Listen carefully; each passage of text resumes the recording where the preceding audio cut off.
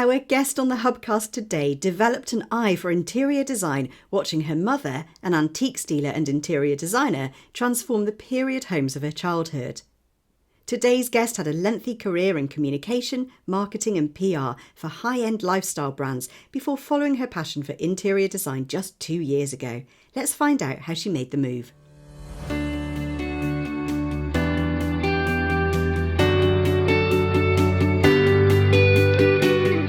Welcome to the HubCast, brought to you by the Interior Designers Hub, where we help and support interior designers to get trained, get into the industry, and to grow wildly successful businesses. If you want to work in the field you love, create the lifestyle you desire, and make the money you truly deserve, you're in the right place. I'm your host, Kate Hatherall. Let's get into it. Welcome back to another episode of the podcast, and today I am really excited to welcome Charlotte Thomas of Charlotte Thomas Studios Limited. How are you, Charlotte? Welcome. Hi, Kate. I'm really well, thank you, and I'm so happy to be here. I've listened to quite a few of your podcasts and I find them really interesting, so thank you for inviting me. Not at all. We're really pleased to have you on and really looking forward to hearing your journey into interior design. So tell me a little bit about the studio and that you run now and the work that you do. So my business really specialises in transforming period homes, particularly in the area that I live in, which is South Oxfordshire.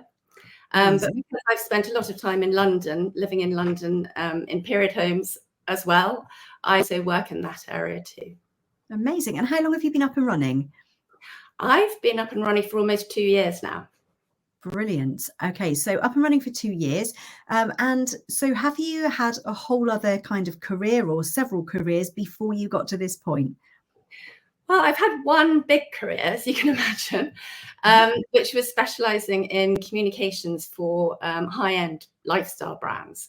So all categories, really, from alcohol to fashion, a lot of fashion, homewares, very usefully, auction houses, cars, pretty much anything, but at a top level. So a level of quality, exclusivity to a point, and often British heritage brands, actually. I seem to have naturally fallen into that speciality subject, which, as you can imagine, having now transitioned into interior design, is all very useful.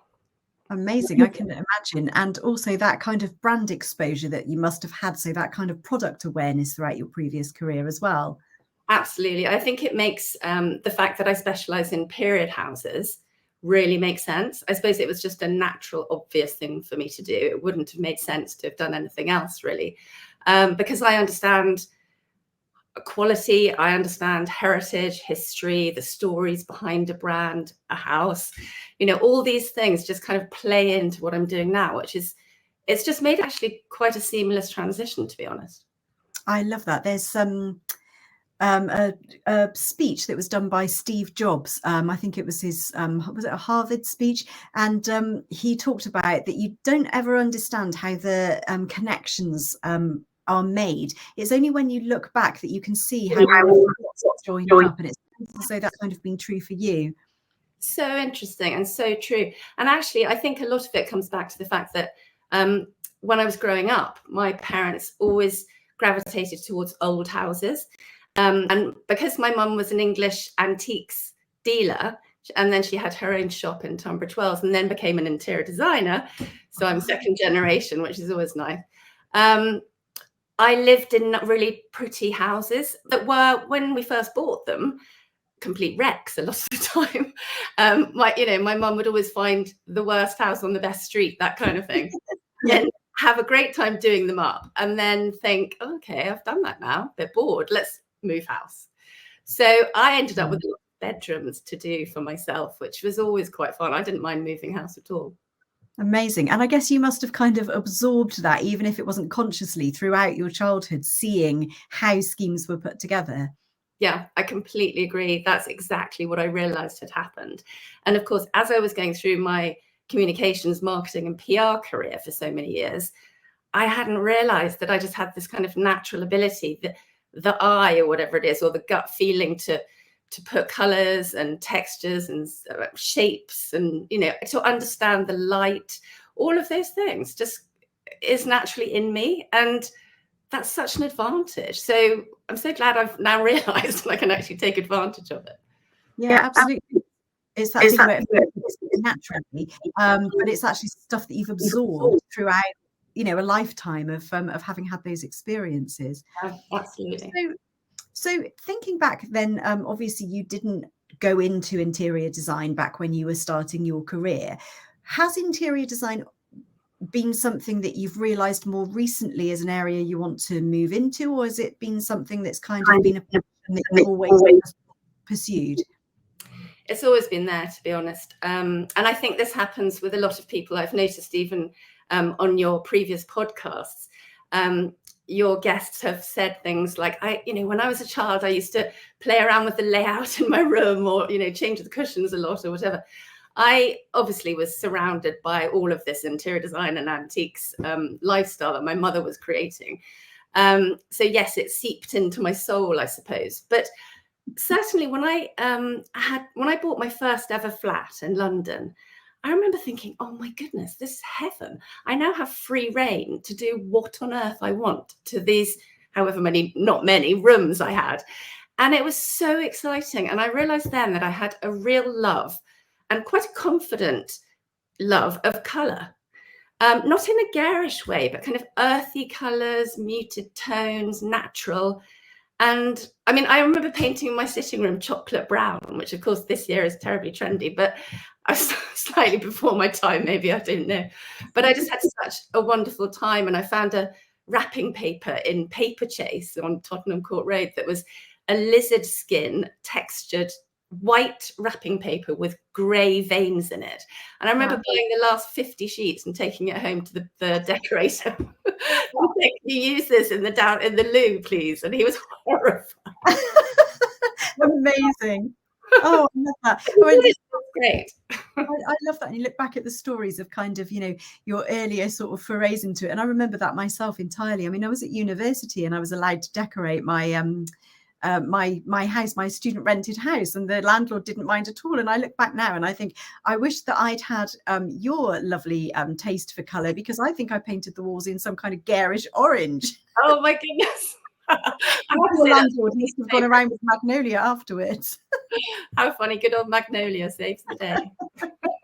So it's obviously always been sort of within you, and you've had, a kind of natural inclination for it, a desire to do that. Is there a reason that you didn't go into, studying interior design back at the point you were starting your career? Was it a conscious decision not to do that?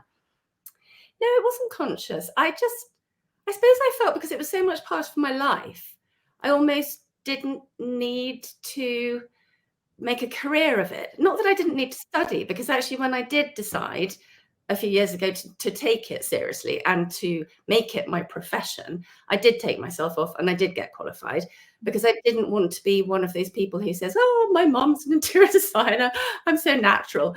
I don't think that really is authentic. I think you have to, really know what you're talking about. It's a responsibility, isn't it? You're working on your client's most valuable asset, and it's their place of refuge. So you've got to be really good. You've got to know what you're doing. So I did go off and get qualified. Amazing. And did you then decide that this was like the thing that you had your heart set on, that you were focusing on this one thing in its entirety, and you kind of ploughing all of your efforts into that? Yes. When it happened, when I decided to set up my own business, I decided that, in fact, it was something I heard on Dragon's Den once, when one of the dragons said to one of the quivering wrecks who was doing their presentation to them, you have to give up everything and focus on your one dream, the thing that you really believe in, because otherwise you're not showing that you really believe in it. I think that's a little bit harsh, because obviously you need to be in a financial situation where you can do that, because otherwise it's a risk. But for me, I actually was willing to take that risk, because I had got to a point in my life where I just thought, I'm not actually happy and fulfilled and fueled by communications and marketing as I had been before.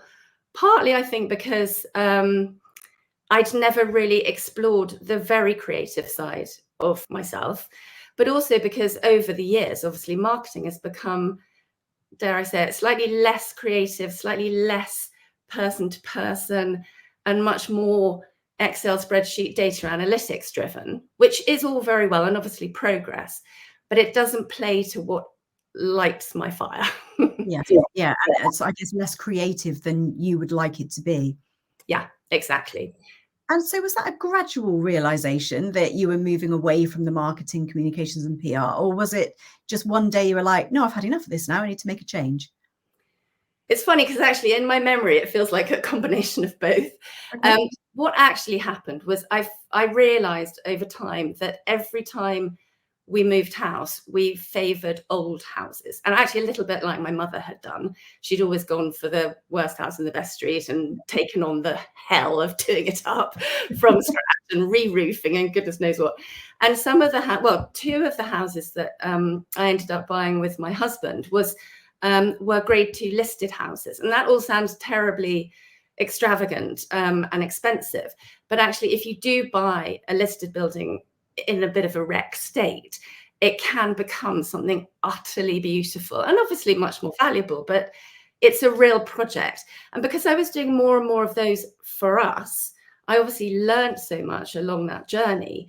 And then, of course, you know, my friends coming around, I'm quite social, like having dinner parties, and they would see all this, and they often said, "Oh, Charlotte, you know, when I'm doing my my house that I'm about to buy, will you come over and we can go through not just fabrics, but you know how we're going to use the space and which room should be used for what purpose and all the rest of it." And you know, they always used to say and continue to say, "You've got the eye. I want my house to feel like yours," because it actually doesn't look like it's interior designed, you know, from a textbook. It looks lived in, it shows my personality, it's comfortable, unpretentious, you know, all those things that we kind of want for our own homes. And so time and again, I was getting loads of experience working for friends. I mean, obviously for free, because I was officially a marketing person. But then one day, a great friend of mine came to me and said, "Listen, we've got this house in the Cotswolds. It's quite big. It's a little bit overwhelming for me to do it on my own. I know the kind of colours and fabrics and things I like, but would you come and hold my hand, as it were, and give me confidence to make the right decisions so I don't mess it up and look like a fool? And because I value what you're going to bring to this, I'm going to pay you your hourly marketing rate." And I was so struck by that. And I thought, wow, this is serious. My friends actually really value what I can do. And I'm not even trained yet. So I did that job. It was 6 bedrooms. We only did the first floor. We're doing the ground floor next year. It was amazing. And she was the whole family was so happy. And it gave me the confidence. I thought, okay, I kind of can do this. And I'd done it in a professional way as a project. I'd managed the project properly and the trades and all the rest of it. And then another friend, she recommended me to a friend of hers, and then I did her house. And then somebody said to me, "Charlotte, what are you doing? You're spending more time doing interior design," because I was running my own marketing consultancy at the time. "And obviously you're so much happier now. You're so much more yourself."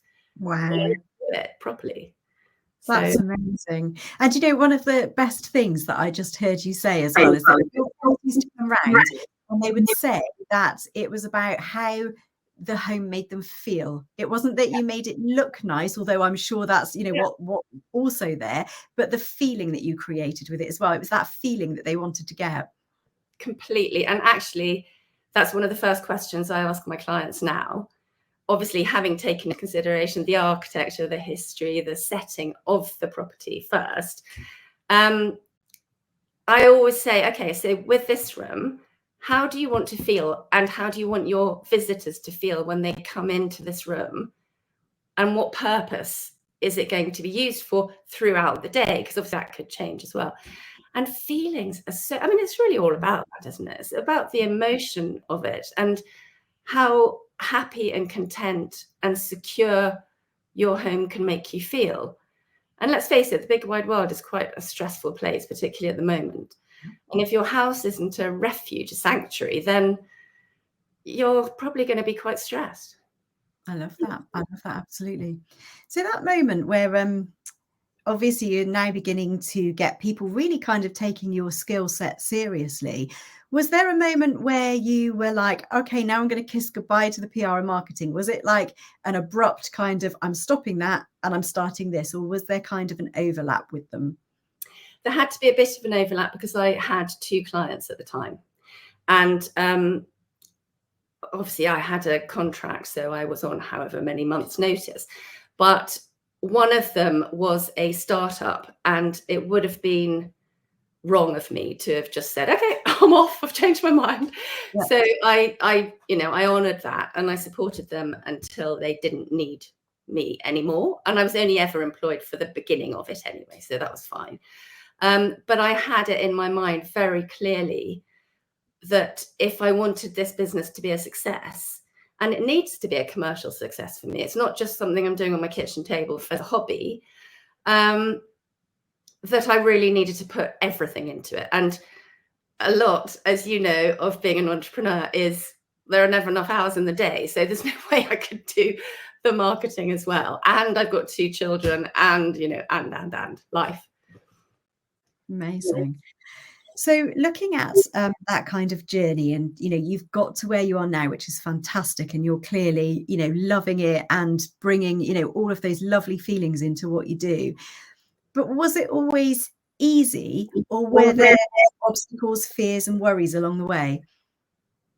Gosh, I love the way you talk about it in the past tense. I think it's still ongoing. I still feel like a newbie. I don't have the imposter syndrome, weirdly. And I followed your ID Hub. So I've gone through all of your amazing learnings that have really given me confidence and made me feel less alone while setting up the business. So thank you for that. It really has been valuable. But I was never the imposter Imogen. And maybe that's because I grew up with it all and it's kind of in my blood. So it gave me that confidence. But what I did find was, and this is really a tip I'd give somebody who is starting out or now or moving from another career, is nobody's perfect at being a business person or being an interior designer. So you need to be quite mindful about what really gives you pleasure. And usually if you enjoy something, you're good at it. And what you shy away from, and kind of it's on your to-do list, but it always recurs every day because it's always bored. Those jobs, I've realized, if only I'd got somebody to do them, even if I'd had to pay them, obviously I would have, sooner, it would have made me less overwhelmed, because you do get overwhelmed at a certain point. And it shouldn't be a kind of overwhelming breaking point. It should be before that. And actually, that's the advice you gave me when we met at Decorex just last month. You said, I said, oh, I'm a bit overwhelmed, this, that, and the other. And, all the bookkeeping you have to do, I can do the rest of it, but the bookkeeping, it's so boring to me. And you said, well, okay, well, you need to get somebody to help you. You need a remote assistant or a virtual assistant, whatever. But my advice to you and to everybody is to think of this in advance. Try and get somebody before you really feel you need them. And that's such brilliant advice.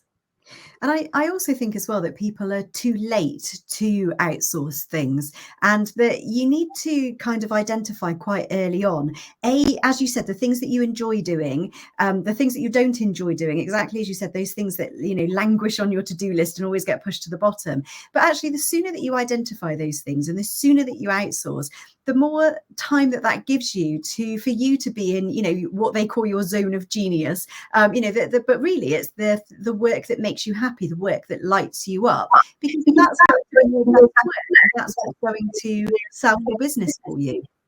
Totally. And I think that also really comes across, because before I got to the point of almost being overwhelmed by the bookkeeping, I was really light and bright and myself. I'm a very upbeat, positive, enthusiastic, energetic person. And that definitely comes across in my conversations with my clients at every stage of the project. I've always got the energy for it because I love it so much, Yes. because I love people.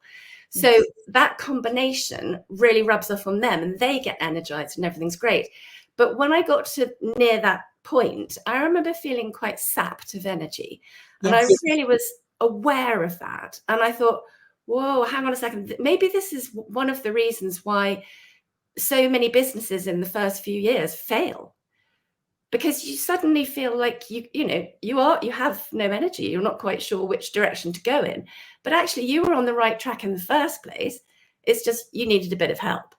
Yeah, absolutely. And by outsourcing that stuff, it frees you up to be in that energy. And people say, don't they, is about if it feels heavy, then there's something not right. Because if you're doing a passion career, which this is for most people that are in the industry, there's hardly anybody in the industry that's parents insisted that they became interior designers. But if you're in here, it's because you're passionate about it. And you need to remember that if you're passionate about something, it should feel light. And when it starts to feel heavy, that's the time to jettison something that isn't right.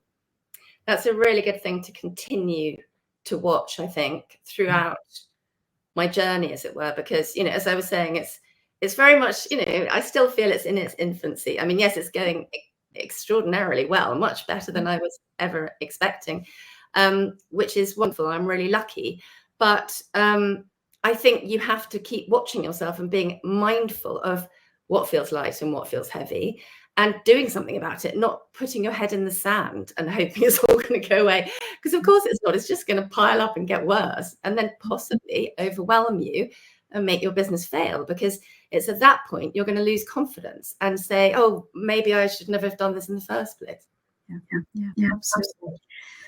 So looking back on your journey, if you could travel back in time to go and meet the younger you, is there any advice that you would give yourself about the journey that you were about to embark upon? Or do you regret not having started earlier? Like, if you could go dial back the time, what would you do things differently?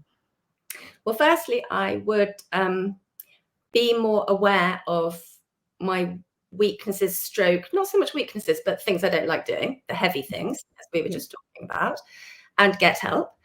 Even if it was, obviously you'd have to invest in paying somebody to do that. And that always, I think, trips people up. And you think, oh, I'm not at a point in my business where I can afford it yet.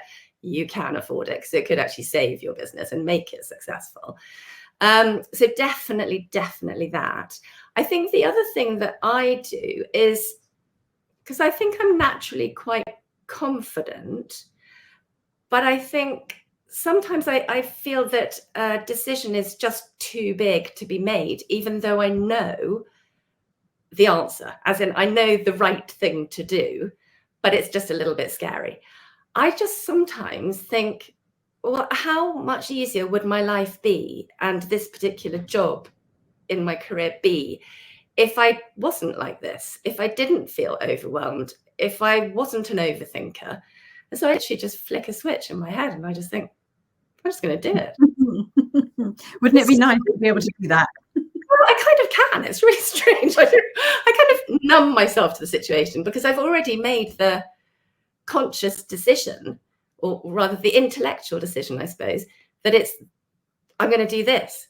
But then all the voices come in and the fear and all the rest of it. And so now I just don't listen to those voices. I just do it because I know it's the right thing, even though it's scary. That's amazing. And it's almost like that, feel the fear, but do it anyway.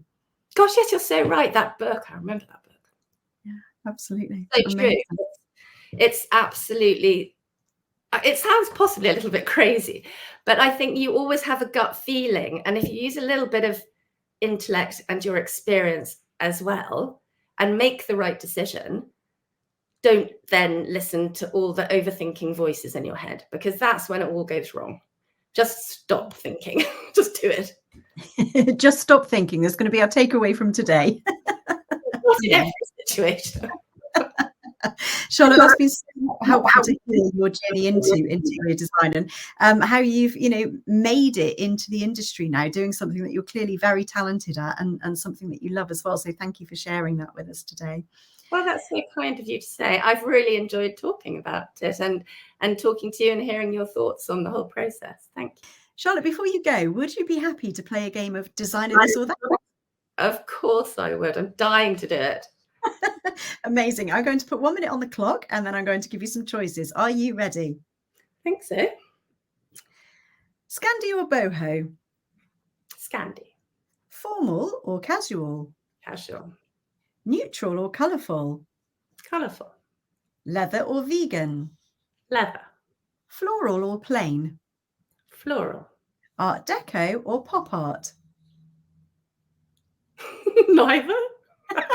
Not an option, you have to choose one. Oh my goodness. Art Deco. Plumping cushions or karate chopping cushions? Plumping. Casually. Not sure that's allowed. Brand paints or colour matched? Well, colour matched, actually. George Clark or Kevin MacLeod? George Clark. Brushed chrome or shiny chrome? Brushed if I have to. Carpet or hard flooring? Hard flooring. Lawrence Llewellyn-Bowen or Kelly Hoppen? Kelly Hopper. And we are out of time. Amazing. Thank you very much for playing Designer This or That. My pleasure. That was fun. Okay, Charlotte, that brings us to the end of today's HubCast. Thank you so much for coming on and sharing your journey. It's been amazing to hear how you've got to where you are. And obviously, we wish you all of the success as you move forwards with your business as well. Thank you so much. Could I just mention my Instagram, because I'm slightly obsessed with Instagram? Absolutely. Yes, please. Tell us how we can get in touch with you. So my handle is of course, Charlotte Thomas Studio. It's all very logical. And actually from there, my website is the same, charlottethomasstudio.com. Amazing. So guys, go and check out Charlotte if you live in that area and need some help with your interior design. Amazing. Thanks so much again. Thank you, Kate. Bye. Thank you for tuning into HubCast by the Interior Designers Hub. If you've enjoyed this podcast, please take a screenshot and share it to Facebook, Instagram, or your favourite social media channel. Make sure to tag me in at Interior Designers Hub and let me know what you enjoyed about this episode. I reply to each and every comment. I'd also like to offer you an incredible free gift, which is going to show you the exact roadmap that you need to take to become a wildly successful interior designer. It shares our secrets to business success. If you'd like to get your hands on that, head on over to interiordesignershub.co.uk/roadmap right now. Thanks so much for listening, and I'll see you next time.